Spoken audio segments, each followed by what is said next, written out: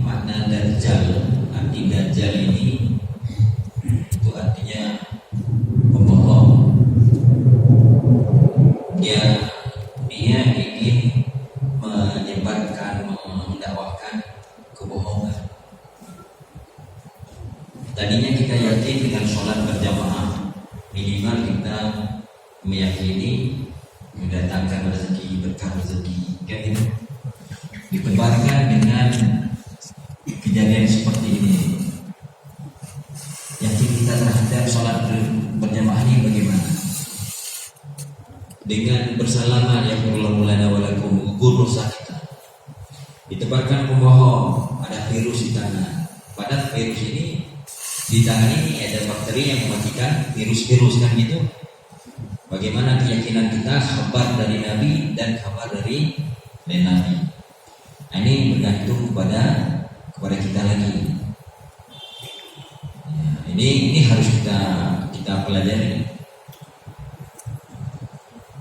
Kekuatan isu atau dakwahnya Nabi di luar Nabi, Nabi dan selain Nabi, iblis, setan, semua orang pemberi ini.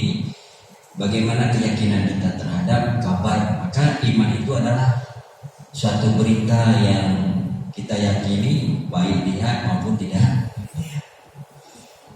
Kita sekarang bisa beriman kepada Allah dan ikut Nabi ini dasar apa? Dan asyhadu, itu bersaksi. Nah, sekarang saksi itu kan melihat, kan?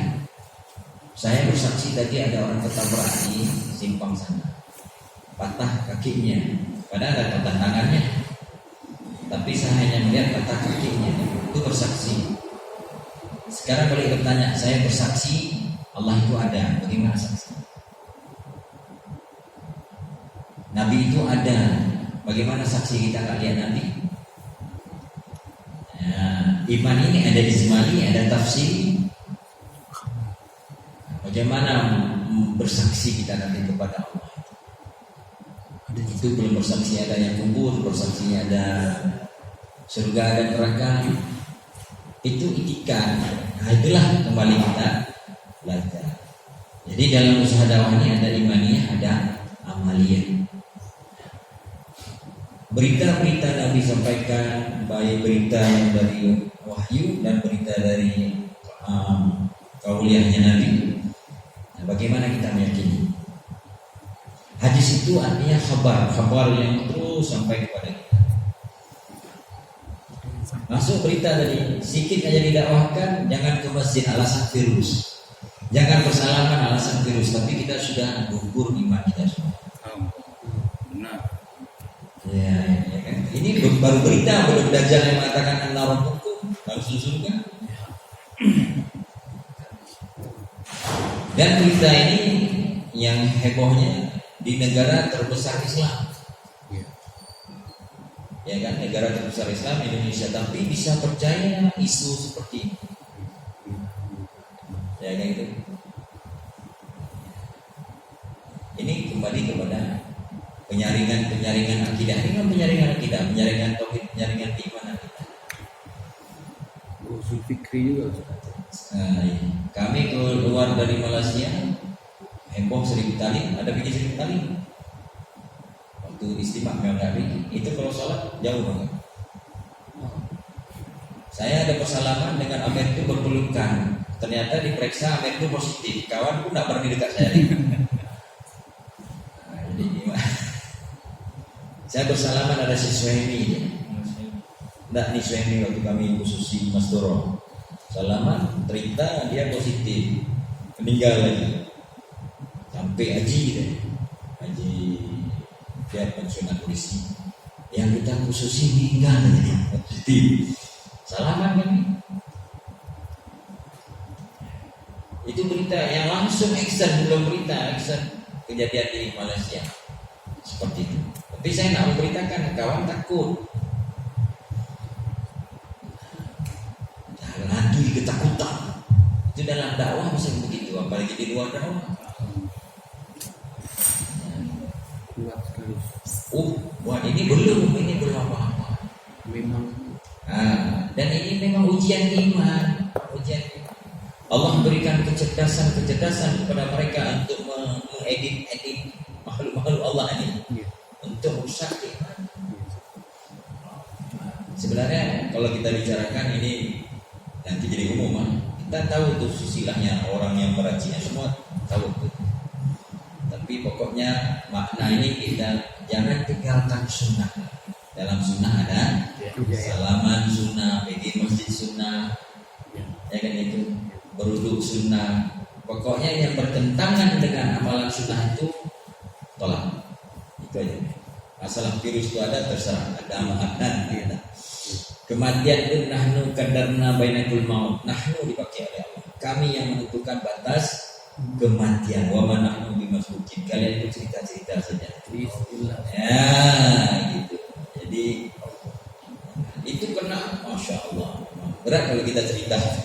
Jadi aku baru kan kemarin pengen masalahnya kamu dulu diundang ya. Tanya, Ustaz, kenapa orang sekarang dengan virus-virus wabah seperti ini kayak ketakutan? Apa itu sebabnya? Entah dia tanya, entah memang dia coba atau apa. Cuma spontan saya jawab, kenapa orang-orang sekarang imannya itu lemah, mendengar virus ini ketakutan, salam dan segala macam. Oh, dia juga tengku, ulama juga ketakutan juga. Makannya mungkin lagi repot, itu makan haram. Jangan kita dalam bulan ini jangan menghukum. Tapi sesuai ini jadi gimana kumno kan? Ya itu lain jibab makanan ayam bab kita kan sudah menunjuk dengan si orang itu. Silai. Itu jangan silai. Itu karena maaf kita bilang orang yang ikut sama Nabi, berjuangan sama Nabi di perang Khandaq itu bisa menjadi munafikun. Maka saya tanya tadi, kenapa kita bisa mengimani Allah, mengimani Rasul dalam posisi kita jauh dengan Nabi? Coba kita tafakkur. Saya kok bisa meyakini Rasul itu Muhammad SAW sebagai khataman Nabi? Coba kita tafakkur. Saya meyakini Allah itu sebagai Rabb. Coba tafakkur. Coba kita berpikir hari-hari, kenapa bisa?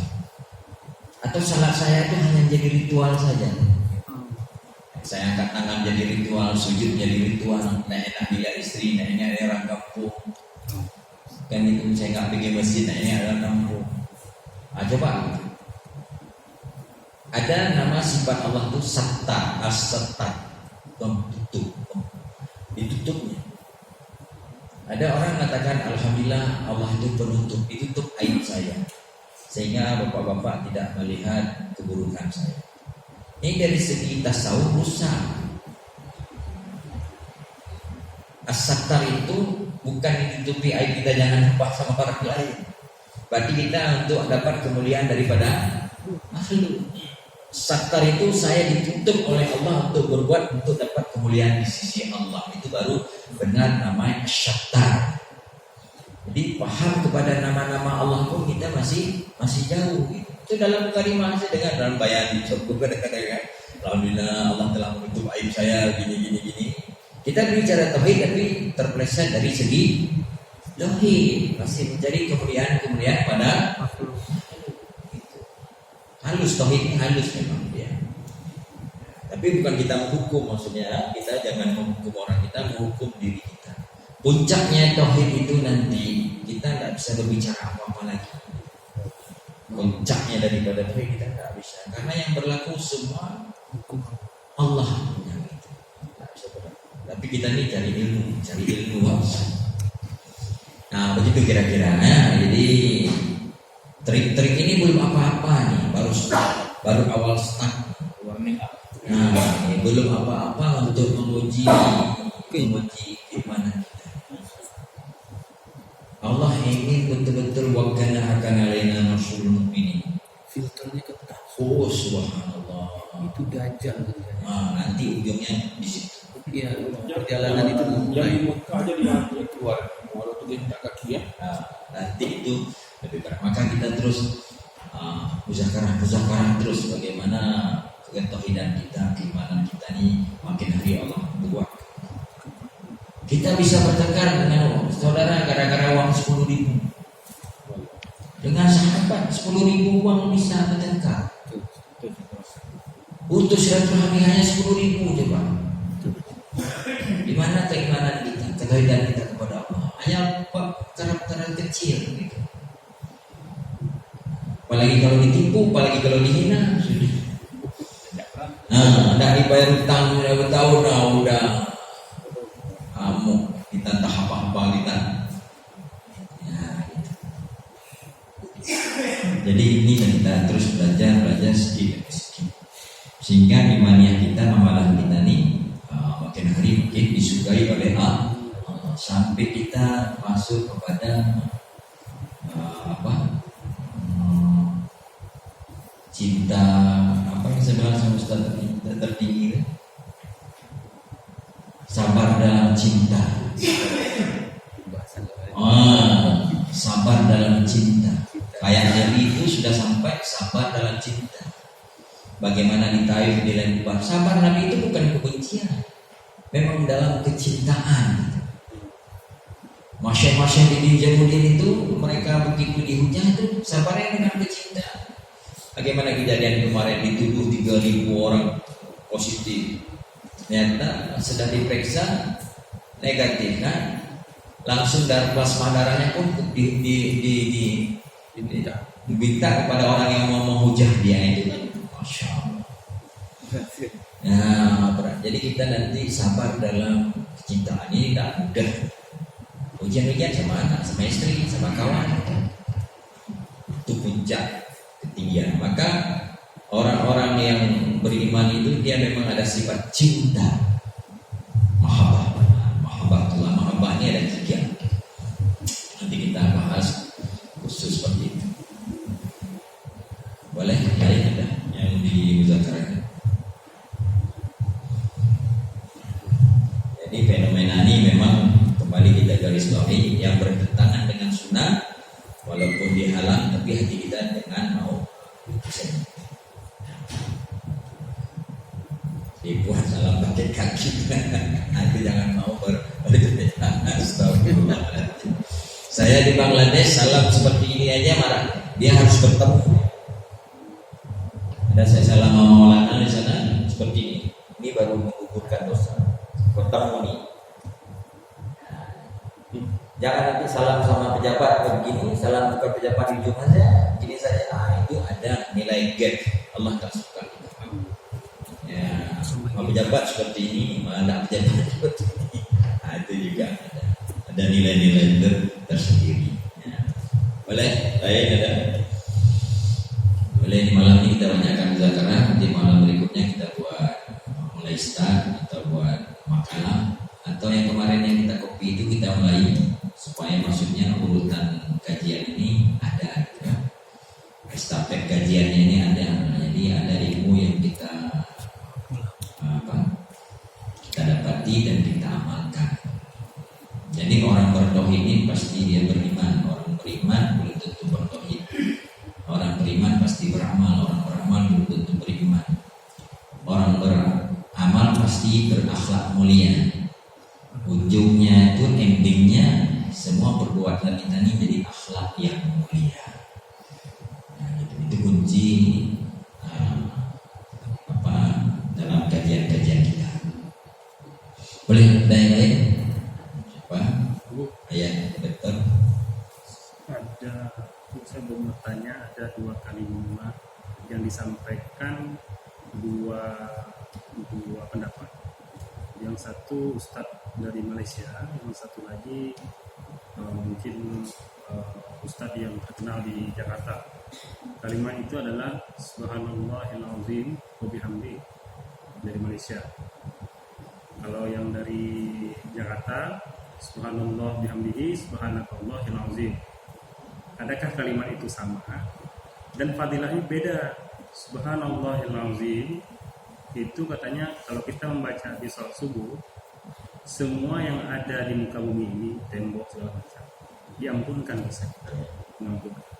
Nah, yang satu lagi subhanallah bihamdihi subhanallahil azim itu adalah kalimat yang apabila kita ucapkan ringan tapi timbangannya amalnya besar di akhir kelak. Nah, pertanyaan saya, ini saya rasa sama, apa fadilahnya sama atau bagaimana Ustaz? Tadi kan ada tambahan. Subhanallah. Subhanallahadzim, Maha Suci Allah yang Maha Agung. Yang satu lagi, wa bihamdihi, tambah lagi wa bihamdi, Maha Suci lagi. Itu makin banyak lafaz, makin Allah suka. Makin banyak lafaz, makin Allah suka. Suka Allah nanti memberi fadilah. Suka Allah. Jadi makin banyak kita tambah pujian-pujian, makin banyak suka saja. Tapi sama, ini pengertiannya sama. Kalau puji sama, tapi makin banyak kita puji, makin suka Allah. Allah itu makin banyak dipuji, makin suka. Nanti ada pembahasan namanya zikir, itu kan zikir, masih zikir. Ada pembahasan zikir lisan. Lisan ucap. Ada pembahasan namanya zikir ruh. Ada zikir khafi. Itu boleh nanti kita bahas tentang zikir. Tentang zikir ruh bagaimana, tentang zikir khafi bagaimana. Jadi ada zikir khafi itu bagaimana. Itu lebih tinggi lagi nanti zikir khafi ya. Ada zikir syir itu kan lafaz zikir, itu pujian lafaz. Nah, itu aja sudah segitu suka Allah. Jadi kalau fadilah-fadilahnya orang tauhid tidak bicara lagi dia tentang fadilah. Dia tidak berbicara tentang fadilah, tapi dia bicara tentang iman dan amal. Fadilah itu suka-sukanya Allah. Kita harus meyakini Allah itu punya sifat prerogatif suka-suka. Mau Pak Dokter dikasih surga Firdaus, mau orang soleh nanti dikasih surga yang lain, itu suka-sukanya Allah. Bagi Allah itu, maka para wali-wali Allah itu, aku beribadah tidak harap surgamu, aku ibadah tak takut dengan nerakamu. Jadi tidak lagi kepada fadilah mereka berbicara. Iya. Ya. Kemarin pernah saya konfirmasi juga sama tentu kampung kan, juga akan membandingkan maksudnya untuk meyakinkan saja. Saya tanya itu kalimat itu adakah sama atau lain? Nah, terus beda, dia ada tambahan. Beliau mengatakan di kitab Asbabul Uhud yang ada itu subhanallah bihamdihi subhanallahil azim. Subhanallahil azim wa bihamdihi tidak ada. Itu menurut dia. Ya. Nah, itulah kalau bicara fikih seperti itu dia. Nah, menurutnya dapat dia, mau yang dapat orang nggak ada, dibilangnya gitu. Yang nggak boleh ngejudge itu. Jadi gitu ya. Kita kalau sudah masuk ke dimensi tauhid, dia tidak berbicara seperti itu lagi, tidak membanding-bandingkan lagi bagaimana iman saya tingkat, amal saya makin hari makin bagus. Jadi kalau bicara fikih memang begitu dia, bicara tentang nilai-nilai. Itu tidak apa, tapi itu di fikih ya, boleh. Akhirnya nanti yang dapat dia ada, yang belum dapat katakan tidak ada, yang begitulah jadinya kan. Itu akhirnya kerasa. Kenapa orang berzikir hatinya makin keras? Karena tidak sampai kepada hakikat zikir. Kenapa orang berzikir tidak mau sholat berjamaah? Orang berzikir kenapa jadi pendendam? Orang berzikir kenapa jadi tukang marah, gitu kan? Karena tidak sampai kepada hakikat zikir. Kan sering kita lihat kan, ini kalau masuk kita udah si ahli, kenapa dia ahli zikir tidak pergi ke masjid? Kenapa dia ahli zikir masih marah-marah? Bahkan sama istrinya pun marah, sama anaknya pun marah. Dia ahli zikir. Ya, kenapa seperti itu? Berarti tidak sampai kepada hakikat zikir. Boleh, itu Pak Dokter tergantung menurut dia yang baca kitab apa. Tidak ada. Yang nanti akhirnya kita salahkan Ustaz Malaysia, kita betulkan Ustaz atau kita betulkan Ustaz, salahkan ini. Itu akhirnya berputar-putar di dimensi itu saja. Kan saya bilang tadi tingkat tauhid tertinggi diam. Ya, dah Allah enggak berlaku apa lagi. Ya, itu tingkat tauhid tertinggi. Boleh Ada yang lain? Bagus. Tak, Ya. makna diam tadi, diam memahami sama diam tidak mampu berubah itu gimana? Jadi Kan kadang-kadang kita kalau udah menghadapi masalah terlalu sulit memang diam, tapi hati ini bergejolak. diam di Yang sini. sebaiknya yang memang menjadi mukjizat buat kita itu bagaimana? Ada satu Syekh Umar, dia pergi Pakistan, dia dengar bayan Bayi Wahab, lambayan dia lagi bayan tidur, bayan lagi. Dia ini seorang ulama di Madinah. Ketika dia lihat maulanya Syekh Bayi Wahab seperti itu, dia berangkat pulang balik menuju Madinah. Dalam perjalanan itu dia tertidur di pesawat. Allah mimpikan dia ketemu dengan Rasul. Mimpi di pesawat, tidur dia ketemu dengan Rasul. Tidurnya Bayi Wahab lebih senang Allah daripada ilmunya ada sama kamu. Langsung dia turun naik pesawat dan dia lagi tiket balik ke Pakistan. Akhirnya berhasil dia 4 bulan keluar. Tak payah tanya lagi, dia diam ya terus. Kamu keluar 4 bulan. Dan pulang dari sana, apa kau dapat? Tanya Bayi Wahab. Alhamdulillah sudah saya amalkan semua ilmu-ilmu yang ada. Tahajud semua yang ada, ilmu semua dia dapat dia. Keluar lagi kamu 4 bulan. Pulang 4 bulan, pulang tanya Abu Zari kan kawan-kawannya, apa yang kau dapat? Alhamdulillah saya sudah dapat sifat maaf, sifat sabar katanya. Belum, keluar lagi kamu. 4 bulan lagi, keluar setahun. Akhirnya 3 kali 4 bulan kan setahun. Ditanya apa yang kamu dapat? Lah, Allah, tak tahu dia. Dah, kamu boleh pulang. Jadi ambil dia. Jadi makna diam ini ada jenjang yang sudah dia dapat proses, bukan diamnya orang bodoh, bukannya diamnya orang jahil. Karena paling tidak disukai Allah itu kanaah dalam ilmu, merasa sudah cukup ilmu, kejahilan namanya. Ya, jadi diam ini dia, maka Imam Syafi'i katakan makin ku tahu makin nampak kebodohanku. Jadi, berlaku pada diri kita ini atas berlakunya kehendak siapa? Rabi Halalawiyah dia patah tangannya. Hari-hari dah begitu dalam patah tangan. Ditanya sama Syekh Hasan Basri, kenapa kamu tak berdoa minta sembuh dengan Allah? Ditanya Rabi Halalawiyah, patah tangan saya hendak